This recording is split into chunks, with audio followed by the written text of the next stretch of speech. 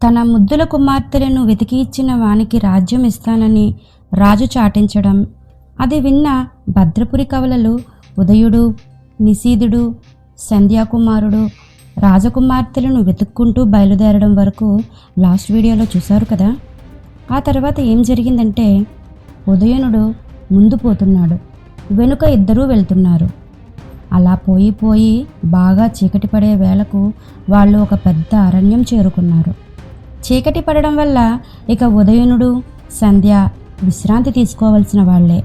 కానీ అర్ధరాత్రి వేళ ఆ నట్టడవిలో ఎక్కడని విశ్రాంతి తీసుకోవడం? అప్పుడు నిశీధుడు వాళ్ళని ఒక చెట్టుపైన కూర్చోబెట్టి, మీరు ఇక్కడే ఉండండి, నేను పోయి ఈ రాత్రికి మీరు తలదాచుకునేందుకు వీలైన చోటు ఎక్కడైనా ఉందేమో చూసి వస్తాను అని బయలుదేరాడు. నిశీధుడు చాలా దూరం పోయి చివరకు ఆ అరణ్య మధ్యంలో ఒక పాడుపడ్డ ఇంటి వద్దకు చేరుకున్నాడు. తనకు తన సోదరులకు ఇది తలదాచుకోవడానికి తగిన స్థలమేనని నిశ్చయించుకొని తిరిగి గుర్రంపైన బయలుదేరి ఉదయనుడు, సంధ్య ఉన్న చెట్టు వైపుకు సాగాడు. మరికొంతసేపటికల్లా నిశీధుడు చెట్టు వద్దకు వచ్చి చూసేసరికి ఇంకేముంది, చెట్టుపైన తన సోదరులు ఎవరూ లేరు, చెట్టు క్రింద వాళ్ళ గుర్రాలు లేవు. అతనికి ఏమీ అర్థం కాలేదు. ఒకవేళ తను రావడం ఆలస్యమైందని చెప్పి వాళ్ళు తనని వెతుక్కుంటూ మరో దారిన వెళ్ళారేమో అనుకొని సోదరులను వెతుక్కుంటూ తన గుర్రంపైన తిరుగుముఖం పట్టాడు. అలా వెతుక్కుంటూ నిశీధుడు ఆ మహారణ్యమంతా తిరిగాడు. కానీ ఎక్కడా వాళ్ళ ఆనవాళ్ళు చిక్కిందే కాదు. చివరకు ఒక ఆలోచన తట్టింది. ఒకవేళ వాళ్ళు నేను చూసి వచ్చిన ఆ ఇంటికే వెళ్ళారేమో అని అనుకున్నాడు. మళ్ళీ తిరుగా ఆ పాడుబడిన ఇంటికి వచ్చి చేరుకున్నాడు. తలుపు తీసుకొని ఇంట్లోకి వెళ్ళాడు. ఎంత వింత, ఒక లావుపాటి నారతాడుతో కట్టబడి ఉదయుడు, సంధ్య ఆ గదిమూల నిద్రిస్తూ ఉన్నారు. పైగా వాళ్ళకి దగ్గరలోనే నేల మీద నెత్తురు చుక్కలు కనిపిస్తున్నాయి. ఉదయనుడు చెయ్యి ఒకటి మాయమైపోయింది. సోదరులను తట్టి లేపాడు. నిశీధుణ్ణి చూడగానే వాళ్ళకి ప్రాణం లేచి వచ్చింది. తమ్ముడు, ఆ దుర్మార్గుణ్ణి తప్పించుకుని ఎలా వచ్చావురా? మళ్ళీ మనం కలుసుకుంటామని ఆశపడనే లేదు మేము అంటూ కన్నీరు కార్చారు సోదరులిద్దరూ. మీకు వచ్చిన భయం లేదు, విచారించకండి. ఇక్కడికి ఎలా వచ్చారు మీరు? ఆ కట్లేమిటన్నయ్యా? నీ చెయ్యేమైంది? ఈ నెత్తురు చుక్కలేంటి అని ఆత్రం కొద్దీ కొన్ని ప్రశ్నలు కురిపించాడు నిశీధుడు. ఇదంతా మన దురదృష్టం తమ్ముడు. నీవు మమ్మల్ని వదిలి వెళ్ళిన కాసేపటికల్లా మమ్మల్ని ఎవడో తాడుతో కట్టి తెచ్చి ఇంట్లో పడేశాడు. వాడిని చూస్తే మాకు నవ్వు వచ్చింది, కోపము వచ్చింది. భూమికి సరిగ్గా జానుడంటే జానుడే ఉన్నాడు. వాడికి 100 జానెలు పొడుగ్గల గడ్డం ఉంది. ఆ గడ్డాన్నే మా నడుముకు చుట్టి తాడులాగా పేనాడు. ఏదో తీసి నా భుజానికి పూశాడు. అంతే, ఆ మరుక్షణమే నా చెయ్యి మాయమైపోయింది.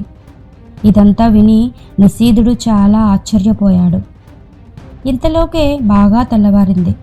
అప్పుడు ఉదయనుడు, సరే ఇంకా ఆలస్యం చేయడం దేనికి? వాడు నీ కోసం తిరిగి విసిగి వేసారి ఈ పాటికి మళ్ళీ ఇటు వస్తూ ఉండాలి. తెల్లవారింది కనుక నిశీధ, ఇక నీ వల్ల ఏమీ ప్రయోజనం లేదు కదా. అందుచేత నా బదులు నిన్ను సంధ్యతో కలిపి కట్టివేస్తాను. ఒక చెయ్యి మాత్రమే పైకి కనిపించేట్టు జాగ్రత్తగా కూర్చుని ఉండు. తర్వాత సంగతి తర్వాత చూద్దాం అన్నాడు. అప్పుడు ఒక చిత్రమైన విషయం ఉదయనుడి నుండి కంటపడింది. ఆ బారెడు గడ్డపు జానెడు మనిషి ఏదో మందు తీసి నిశీధుడి పైన, సంధ్య పైన చల్లాడు. వెంటనే వాళ్ళ ఆనవాలైనా లేకుండా మాయమైపోయారు. ఆ తర్వాత వాడు తన మెడలో ఉన్న ఒక దండ తీసి అక్కడ ఒక వంకెకు తగిలించాడు. దండ తీసివేశాడో లేదో ఆశ్చర్యం, వాడు మామూలు మనిషి అయిపోయాడు. ఇదంతా ఉదయనుడు కిటికీలో నుంచి కనిపెడుతూనే ఉన్నాడు. మెడలో ఉన్న దండ తీసివేసి వాడు నిద్రపోయాడు. అదే అదునుగా చూసి ఉదయనుడు మెల్లగా ఇంట్లో ప్రవేశించి ఆ దండ కాస్త కాజేసి తెచ్చి తన మెడలో వేసుకున్నాడు. ఇంకేముంది, ఉదయనుడు వెంటనే బారుడు గడ్డపు జానుడు మనిషిగా మారిపోయాడు. మెలకువ వచ్చి గడ్డంవాడు లేచాడు.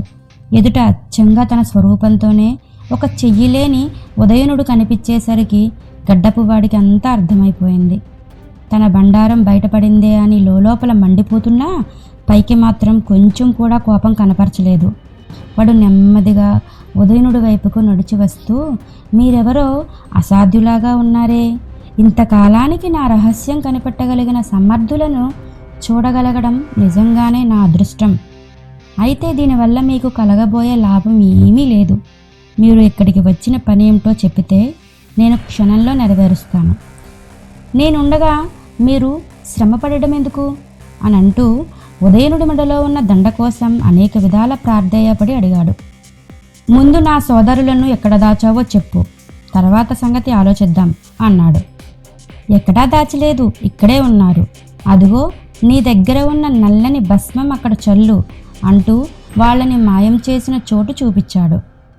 అలాగే ఉదయనుడు నల్ల భస్మం చల్లేసరికి ఒక్కసారిగా నిశీధుడు సంధ్య ప్రత్యక్షమయ్యారు. తర్వాత ఉదయనుడు, సరే కానీ నా చెయ్యి తిరిగి వచ్చే మార్గం కూడా చెప్పు అన్నాడు గడ్డంవాడితో. దీనికి మందు నీ దగ్గరే ఉంది, చూడు, పచ్చని అంజనపు ఉంది, అది తీసి మొండి చేతికి రాయి అన్నాడు గడ్డపువాడు. ఉదయనుడు అలా చేసేసరికి తిరిగి మామూలు చెయ్యి వచ్చేసింది. అయితే మా కంటి చూపులలో భేదాలు మారిపోయేట్టు చేయగలదా ఈ తువ్వాలు అని మళ్ళీ అడిగాడు ఉదయనుడు. నీ దగ్గర ఉన్న ఆ పచ్చ అంజనం రెప్పలపైన రాసుకొని చూడు అన్నాడు. అలాగే ఉదయనుడు ఆ అంజనం కంటి రెప్పలపైన రాసుకునేసరికి మామూలుగా కంటి చూపు కనిపించింది. వెంటనే సోదరుల కళ్ళకి కూడా రాశాడు, వాళ్ళకి కూడా కనిపించింది. నిశీధుడు, సరే కానీ నీవెవరు, దారిన పోయే అమాయకులను ఎందుకిలా నిర్బంధిస్తున్నావు అని అడిగాడు.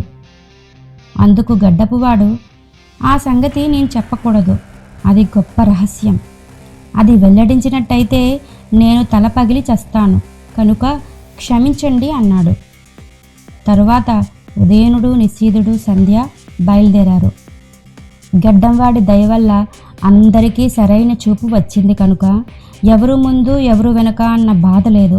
కొంత దూరాన వారికి ఒక నిర్మానుష్యమైన ప్రదేశంలో ఒక భవనం కనిపించింది. కానీ చిత్రం, ముందు పోతున్న ఉదయనుడు రెప్పపాటులో మాయమయ్యాడు. ఉదయనుడు ఏమయ్యాడు అనుకుంటూ ఉదయనుడి కోసం సాయశక్తులా వెతుకుదాము అంటూ వారు ఆ భవనం చేరుకున్నారు. తీరా చూడగా ఆ భవనంలో మనుష్య సంచారమే లేదు. లెక్కలేనన్ని ద్వారాలున్నాయి, కానీ ఒక్కదానికి తలుపులు లేవు. వారు ఒక్కొక్క ద్వారం దాటుకుంటూ పోతుండగా చివరికి ఒక పెద్ద ద్వారం చేరుకున్నారు. నిజానికి అది ద్వారం కానే కాదు, ఒక బ్రహ్మాండమైన రాక్షసుడు ఈ రూపంలో ఆకాశమెత్తున నిలబడి నిద్రపోతూ ఉన్నాడు. వాడి కాళ్ల మధ్యనున్న ఖాళీ స్థలమే ద్వారం. నిశీధుడు రాక్షసుని ఎదుట నుంచిని, ఏమయ్యోయ్, మేమెవరనుకుంటున్నావు, ఫలానా గడ్డప్వాడు మీకు ఆ ఒక వార్త అందించమని మమ్మల్ని పంపాడు, అందుకే అని ఇంకా ఏవో చెప్పబోతుండగా రాక్షసుడు ఆత్రంతో, ఏమిటి, వాడు ఇంకా బ్రతికే ఉన్నాడా, ఇన్నాళ్ళు తిరిగి రాకపోయేసరికి వాడికి ఏదో ప్రమాదం వచ్చి చచ్చిపోయాడు అనుకున్నామే, అయితే ఇంతకు వాడు మీకు చెప్పి పంపిన వార్త ఏమిటో త్వరగా చెప్పండి అని తొందరపెట్టాడు. అప్పుడు నిశీధుడు, అతని ప్రాణానికి ఏమీ మోసం లేదు, కానీ అతని జీవిత రహస్యం ఎవరో కనిపెట్టేశారట అని ఎంతో నమ్మేటట్టు చెప్పారు. అంతా విని రాక్షసుడు, అలాగా, పాపం, అందుకనే వాడు తిరిగి రాలేకపోయాడు, ఇంకా నయం, ఆ దుర్మార్గులెవరో వాడి దండ కాజేశారు కారు, అదే జరిగితే వాడిని రక్షించడం ఎవ్వరి వల్ల కాదు. సరే, ఇక నేను పోయి వస్తాను, మీరు మాత్రం ఒక్క పురుగుని కూడా లోపలికి రానివ్వకుండా జాగ్రత్తగా చూస్తూ ఉండండి అని చెప్పి బయలుదేరారు.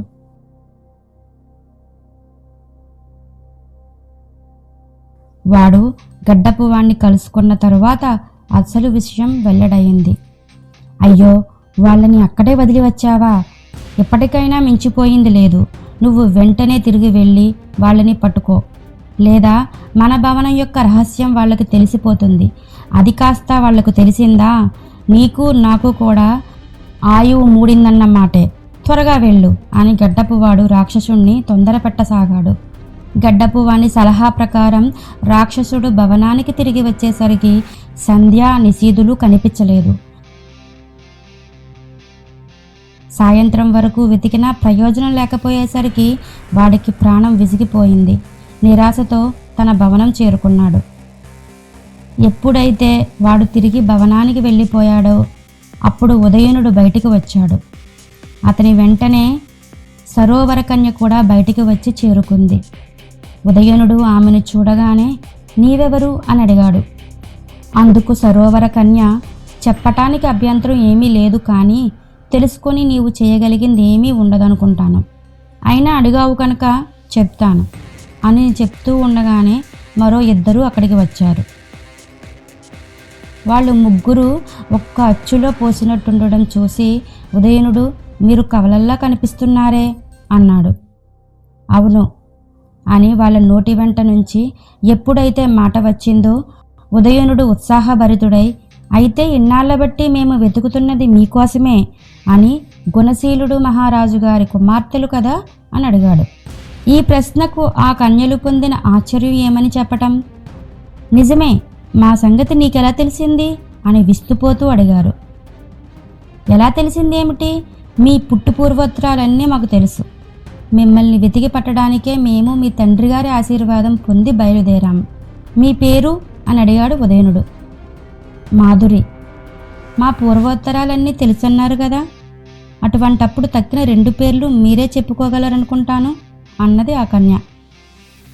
అప్పుడు ఉదయనుడు ఆ కన్యలను తన సోదరులకు చూపుతూ, చూసారా చిత్రం, మనం ఎవరి కోసం వెతుకుతున్నామో ఆ రాజకుమార్తెలే వీరు.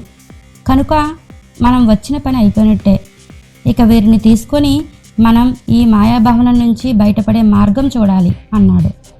అప్పుడు ఉదయనుడు మాధురి అడిగాడు, అయితే ఈ రాక్షసుడు తిరిగి ఎక్కడికి వెళ్ళాడు, మళ్ళీ ఎప్పుడు వస్తాడు అని. ఈ రాక్షసుడు ఒక దేవిని ఆరాధిస్తున్నాడు. ఆ దేవి యొక్క మహిమ వల్లనే ఈ మాయాభవనం నిర్మించగలిగాడు. ఇందుకుగాను వాడు దేవికి 50 మంది కవలల్ని బలి ఇవ్వాలి. ఈ బలి పూర్తయిందంటే దేవి వాడికి అన్ని మహిమలు ప్రసాదించడమే కాక మరణం అనేది లేకుండా కూడా వరమిస్తుంది. ఇప్పటికీ 47 కవలలు మాత్రమే వాడికి చిక్కారు. తక్కిన వారు ఎప్పుడు చిక్కుతారా, ఎప్పుడు బలి అర్పించి దేవి యొక్క వరం పొందుతానా అని వాడు ఒక్క క్షణం కూడా స్థిమితం లేకుండా నిత్యము గద్ద రూపంలో ప్రపంచమంతా చుట్టి వస్తుంటాడు అని రాక్షసుడి గురించిన గుట్టు కాస్త వెల్లడించింది. ఎప్పుడైతే ఈ విషయం విన్నారో మన కవలలకు అది వరకున్న ధైర్యం కాస్త జారిపోయి తెల్లమొహం వేశారు.